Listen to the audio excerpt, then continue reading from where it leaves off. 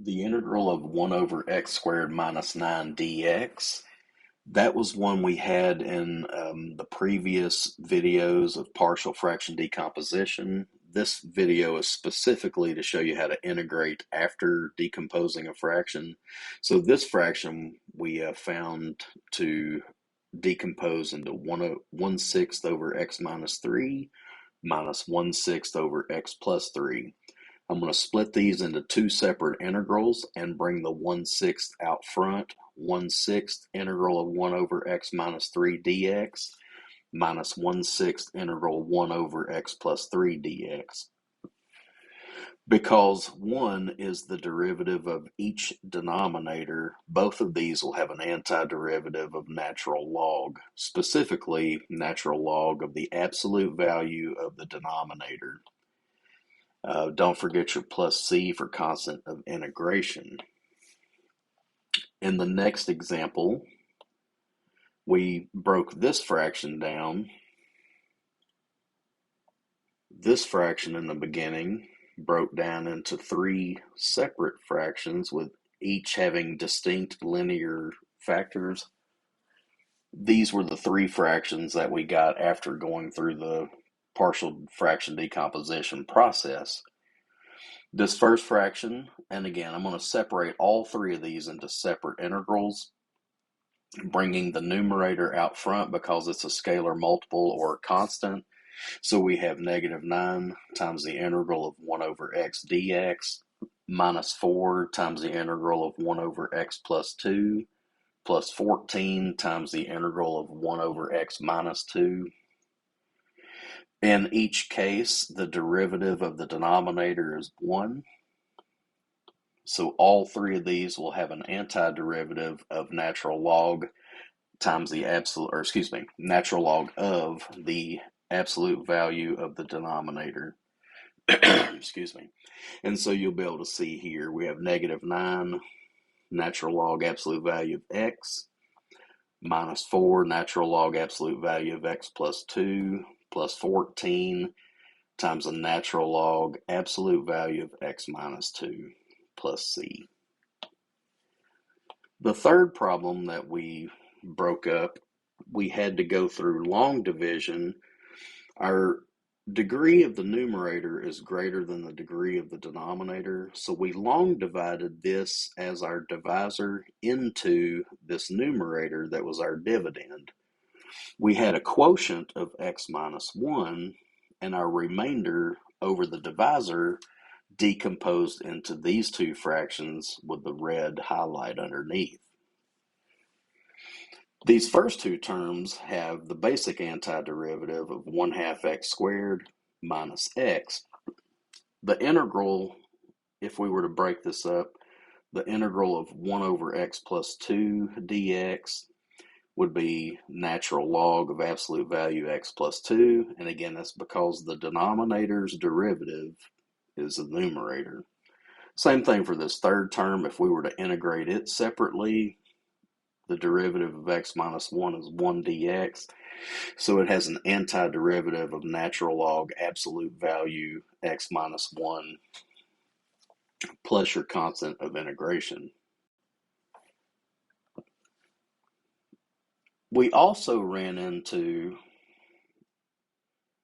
a case of having distinct linear, but we also had repeated linear factors.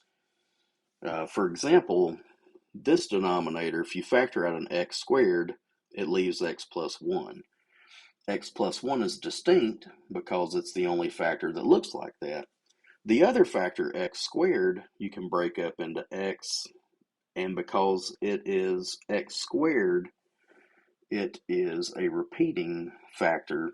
We also, on that video we did a couple videos back, we actually built a we built a linear numerator because when we had x squared as one of our factors, we built ax plus b as the numerator.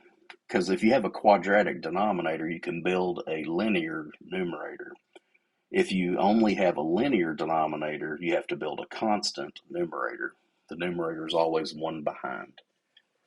Long story short, this fraction, after we decomposed it, we had it broken down into these three fractions. The first fraction, when you pull 10 out, it leaves 10 times the integral of 1 over x dx. The second term, I moved it to the back because it does not qualify as a natural log antiderivative. The third term I went ahead and wrote next. That's the integral of 1 over x plus 1 dx. Now, going back to the middle term, I moved it to the back so I can pull out this negative 2, and that'll leave me with the integral of 1 over x squared dx. In the green ink, this is just a basic antiderivative. You move x squared to the top, that becomes x to the negative 2. Add 1 to your power, divide by the result, and then you have a negative 1 over x when you return x to the denominator. That's in this green bracket over here. So I wanted to make a special point to note this term doesn't have natural log as an antiderivative. These first two do. And so we have 10 natural log absolute value of x plus natural log absolute value of x plus 1 plus 2 over x plus c, your constant of integration. The last problem we decomposed in the previous videos,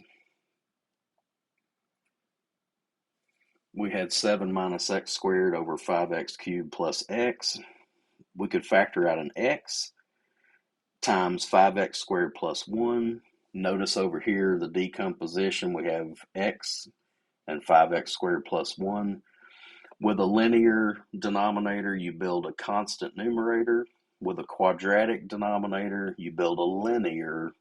It turned out our constant for that numerator was 0. Otherwise, there might be 36x plus 5 or minus 2, something to that effect. But again, the decomposition's on a previous video. Let's pull that constant out. 7 times the integral of 1 over x dx. That's a classic natural log absolute value of x antiderivative. This 36, I went ahead and pulled it off, and that left x over 5x squared plus 1 inside the integral. The denominator has a derivative of 10x. Since we're only missing the numerical multiple or scalar, multiply by 10, rebalance with a 1/10. 36 over 10 reduces to 18/5. And now that we have the denominator's derivative up here, we can take the antiderivative of natural log of the denominator. On this one, you can actually get away with parentheses if you like, because 5x squared plus 1 is always positive for any real number x. I just cover all my bases by using absolute value every time that I have a natural log antiderivative.